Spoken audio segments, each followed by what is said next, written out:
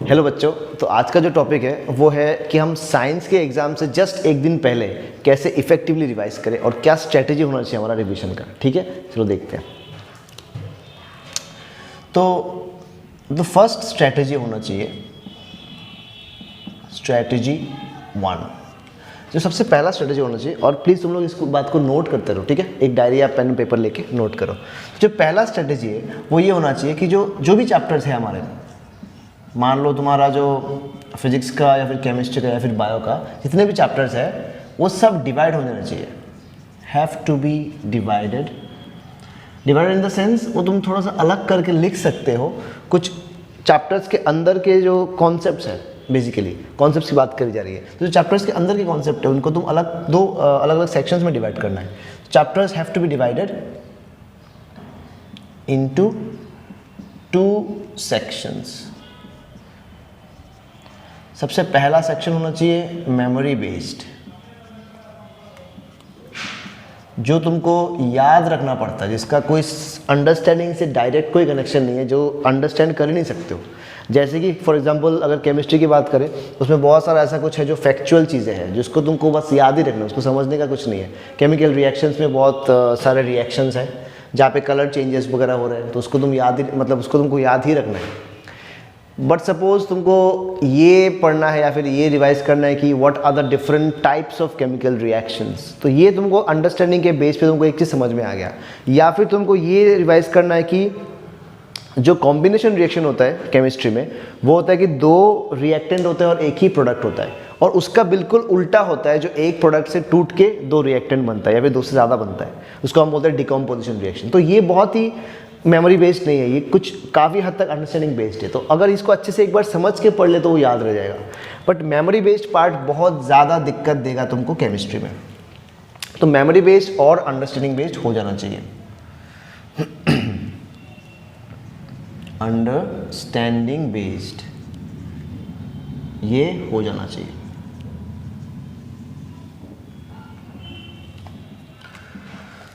और memory base में बेटा सबसे पहला अगर मैं बोलूँ, केमिस्ट्री जो है वो ज़्यादा इम्पोर्टेंट है। सबसे पहला चीज़ है केमिस्ट्री, जहाँ पे तुमको बहुत ज़्यादा, I would say rather 70 to 80% of the chapters bear exceptions. ऐसे ही 70 मैंने बोल दिया, शायद ज़्यादा ही बोल दिया, 60 to 70% होगा। तो जहाँ पे एक्सेप्शंस बहुत ज़्यादा है, जहाँ पे कलर चेंजेस वगैरह बहुत ज़्यादा होते हैं, और जहाँ पे कुछ एक स्ट्रिक्ट या फिर स्ट्रेट पैटर्न नहीं है, जहाँ पे तुम अच्छे से समझ पाओगे कि क्या होगा। तो केमिस्ट्री में सबसे पहला चीज़ जो अपने को समझ में आना चाहिए या फिर जो अपने को मेमोरी बेस्ड होता है वो है रिएक्शंस।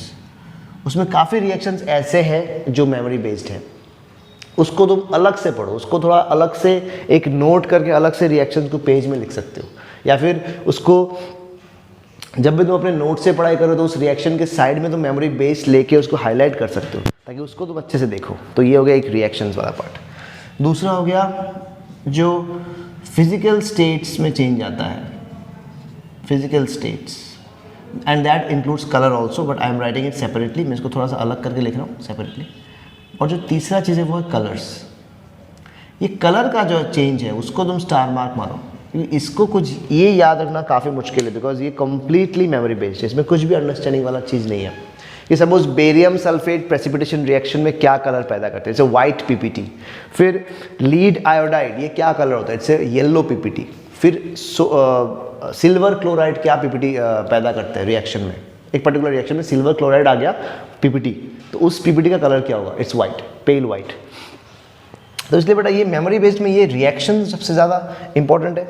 फिर फिजिकल स्टेट्स और कलर्स ये सब आ गए। फिर दूसरा डी ऑप्शन, चौथे में तुम दे सकते हो कि जहाँ पे कुछ प्रॉपर्टीज़ वगैरह है जो तुमको याद ही रखना है। बेसिकली एक्सेप्शंस की अगर बात करें, प्रॉपर्टीज़ में भी है। As you are going through chemistry and the chapter of metals and non metals is there which is full of exceptions. जैसे कि अगर मैं एग्जांपल के तौर पे बोलूँ कि एक ऐसा मेटल बताओ जिसका इलेक्ट्रॉनिक कॉन्फ़िगरेशन है 1, जिसका वैलेंस इलेक्ट्रॉन्स है 1 in the valence shell, but it is still categorised as a non metal. तो वो क्या होगा, उसका नाम क्या है, उसका नाम है हाइड्रोजन। तो ये हो गया exception. So this is something very very important. तो ये सब चीज़ें मेमोरी बेस्ड पे आना चाहिए। केमिस्ट्री में मेनली, ठीक है। और ऑब्वियस बात है केमिस्ट्री की अगर बात करेंगे तो ऑब्वियसली फिजिक्स भी आएगा फिजिक्स में, लेकिन ये चीज़ काफ़ी उल्टा है, मतलब उल्टा इन द सेंस जो रेशियो है वो काफ़ी उल्टा है। फिजिक्स में काफ़ी कुछ चीज़ तुमको समझ से करना है, उसमें याद रखने वाला कुछ है नहीं। फॉर एग्जाम्पल इफ आई से चैप्टर को जब भी तुम डिवाइड करोगे उस पर ध्यान से देखो, रिफ्रैक्शन की अगर बात करें या फिर रिफ्लेक्शन की बात करें, laws of reflection, this is something memory based, कि जो एंगल ऑफ इंसिडेंस है वो एंगल ऑफ रिफ्लेक्शन के साथ बराबर होता है, तो ये तुमको याद रखना है, ठीक है। बट जो क्वेश्चंस हो गए जिससे तुमको सॉल्व करना है न्यूमेरिकल्स, वो तो पूरा समझने के ऊपर है। फिर मैग्निफिकेशन क्या होता है, size of image by size of object, ये तुमको याद रखने वाला चीज़ है। तो बट ये चीज़ तुमने इतना प्रैक्टिस कर रखा है कि ये तो तुमको मेमोरी बेस्ड में आएगा ही नहीं। तो फिजिक्स में कौन सा पार्ट मेमोरी बेस्ड हो सकता है? बेसिकली अगर मैं वैल्यूज वगैरह की बात करूँ, एक आध वैल्यूज तुम सीख सकते हो। म्यू जो रिफ्रैक्टिव इंडेक्स है वो एयर का होता है 1, म्यू फॉर ग्लास ये होता है 1.5, तो ये मेमोरी बेस्ड है। Mu for this one water is 1.33, mu for diamond is 2.42। तो ये सारे वैल्यूज जो है, म्यू जो है वो तुमको डायरेक्टली याद नहीं रखने से भी चलेगा क्योंकि वो एग्जाम में दिया हुआ रहेगा, बट स्टिल मैं बोल रहा हूँ you can just as you have practice it too much, तो तुमको ये आई थिंक याद ही हो गया होगा। तो ये फिजिक्स में कुछ चीज़ें हैं जो तुमको याद रखना पड़ता है। बाकी ह्यूमन आई में चले गए, अगर ह्यूमन आई में चले गए तो यहाँ ह्यूमन आई में तुमको एक चीज़ याद रखना पड़ेगा, जैसे कि डिलेड सनसेट और एडवांस्ड सनराइज होता है। उसमें क्या होता है, उसमें 2 मिनट का डिले होता है, 2 मिनट का आगे होता है सनराइज। तो ये जो 2 मिनट है दैट इज मेमोरी बेस्ड, तो इसको तुमको देखना है।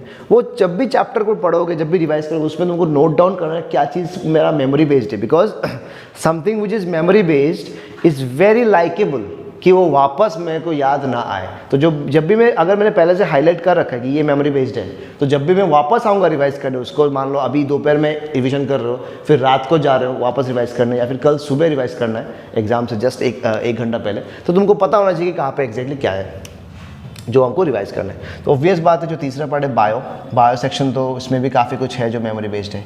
तो ऑब्वियसली मैं बायो पे नहीं जा रहा हूँ, जो भी चीज़ें हैं उसमें से I think 30 to 40% is understanding based, rather here 70% is memory based. तो इसमें बहुत सारा चीज़ तुमको डायरेक्ट फैक्चुअल चीज़ें हैं कि मान लो क्या नाम है, ट्रांसमिट होता है वो, जैसे कि टिश्यूज़ का नाम हो गया, फ्लोएम हो गया, जाइलम हो गया, तो ये सब चीज़ें, तो कहाँ पे कौन सा डाइजेशन होता है, या फिर एमीबा में क्या डाइजेशन होता है, कहाँ पे डाइजेशन होता है उसका, कौन सा बॉडी पार्ट में, तो ये सब तो अंडरस्टैंडिंग बेस्ड है ही नहीं। तो ये पूरा का पूरा जो है वो है फैक्चुअल बेस्ड या फिर मेमोरी बेस्ड। तो ये सबसे पहले होना चाहिए डिवीजन, ठीक है, because in that case you know कि कहाँ पे मेरा क्या टाइम लगने वाला है। अच्छा, वेरी इंपॉर्टेंट। तो उसके बाद ये हो गया बेटा क्या नाम है कि तुम कैसे रिवीजन करोगे, वो आ गया पहला category of dividing the thing. Okay, इसको बस नोट डाउन कर लो, मैं जल्दी इसको मिटा देता हूँ। ये पहला डिवीजन होना ही चाहिए तुम्हारे पास। ओके, एंड देन अभी क्वेश्चन है कि तुम चैप्टर्स को कैसे एक साथ में रिवाइज करोगे। How would you revise the entire chapter in a single day, because एक चैप्टर तो है नहीं। I think you have got more than 6-7 chapters like this, yes, 3 from chemistry, 1 from bio, 2 from this, yeah, 3, 2, 5 and 6, yeah, so 6 chapters है total। तो अगर 6 chapters उसको एक रात में कैसे रिवाइज करें। रिवाइज करने के लिए what I have offered here is I have made some cheat sheets, हमने कुछ चीट शीट बनाया है। I am going to share this with you all, ताकि तुम आराम से उसको, अगर तुमने एक बार देख लिया तो बहुत ईजीली तुम रिवाइज कर सकते हो, इसमें कोई प्रॉब्लम नहीं है। उसको तुम अच्छे से एक बार देख लो, उसको देखने से तुम्हारा जो चैप्टर है वो आई थिंक 30 to 40 मिनट्स में चैप्टर रिवीजन हो जाएगा। अभी क्वेश्चन है कि कैसे जाना है, sequence of revision, very very important. पहले कौन सा सब्जेक्ट रिवाइज करे सर? सबसे पहले बेटा आई वुड सजेस्ट कि तुम केमिस्ट्री को रिवाइज करो। सबसे पहले केमिस्ट्री होना चाहिए, उसके बाद होना चाहिए फिजिक्स, उसके बाद होना चाहिए बायो। अब वो मैं क्यों बोल रहा हूँ, ताकि एक पहला राउंड 1 तुम्हारा रिवीजन का ऐसा होना चाहिए। अब जैसे ही तुम केमिस्ट्री पे आए, सबसे पहले केमिस्ट्री में तुम क्या करो, जितने भी कलर सॉल्यूशंस है, जहाँ पे भी कलर चेंजेस वगैरह होते हैं, या फिर जो प्योरली मेमोरी बेस्ड है, जहाँ पे प्रेसिपिटेट है, कहाँ पे प्रेसिपिटेट होता है, कौन सा रिएक्शन में प्रेसिपिटेट होता है, उसमें कलर क्या होता है, फिर ब्राउन फ्यूम्स आया, फिर ये कलर चेंज हुआ, फिर रीस क्रिस्टल का ऐसा हुआ, फिर हीट किया तो उस हीट करने से पहले एक कलर था, जैसे वाटर ऑफ क्रिस्टलाइजेशन निकल गया, जैसे कि CuSO4 है, ब्लू विट्रॉल, उसका कलर ब्लू होता है।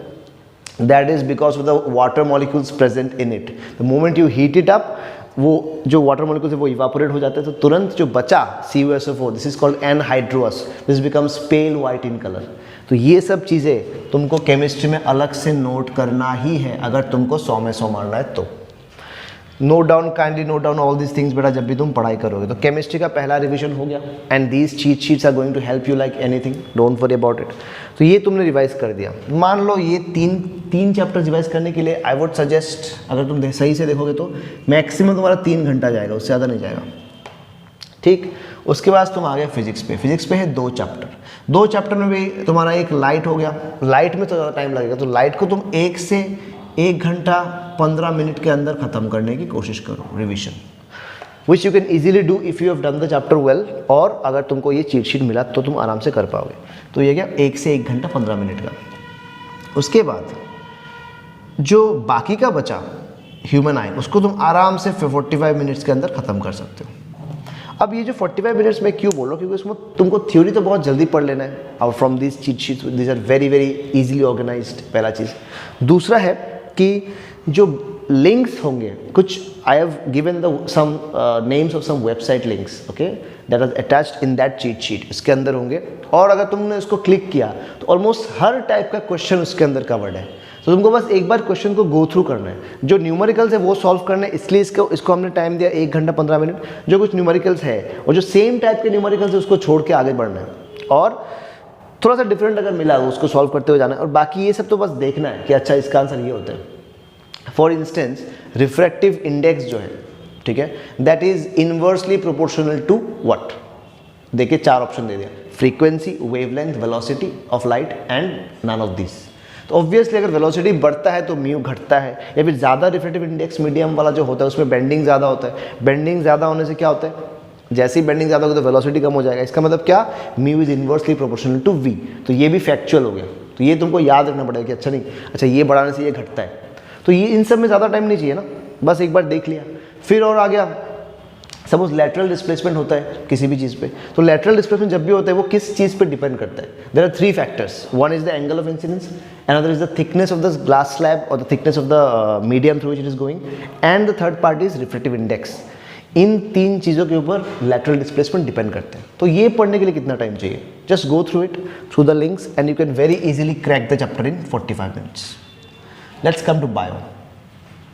In biology, there is only one chapter, so around 2 hours I am devoting it for you. तो ये टाइम में तुम आराम से बायो कर पाओगे अगर तुमने पहले से अच्छे से कर रखा है तो, ठीक है। Okay, let's come to this. 3 घंटा, 2 घंटा एंड देन अनदर 45 मिनट्स। चलो 1 घंटा भी मान लेते हैं, सॉरी यहाँ पे 1 घंटा मान लेते हैं, चलो 2 घंटा चला गया, 4, 3, 7 घंटा। 7 आवर्स के अंदर तुम्हारा पूरा रिविजन हो चुका है। उसके बाद अगर तुमको लगता है कि नहीं फिर से रिवाइज करना है, and if you not doing, मतलब अगर सही नहीं लग रहा है या फिर लग रहा है कि नहीं भूल सकते हैं, तो फिर से अगर रिवाइज करना, सबसे पहले केमिस्ट्री आना चाहिए।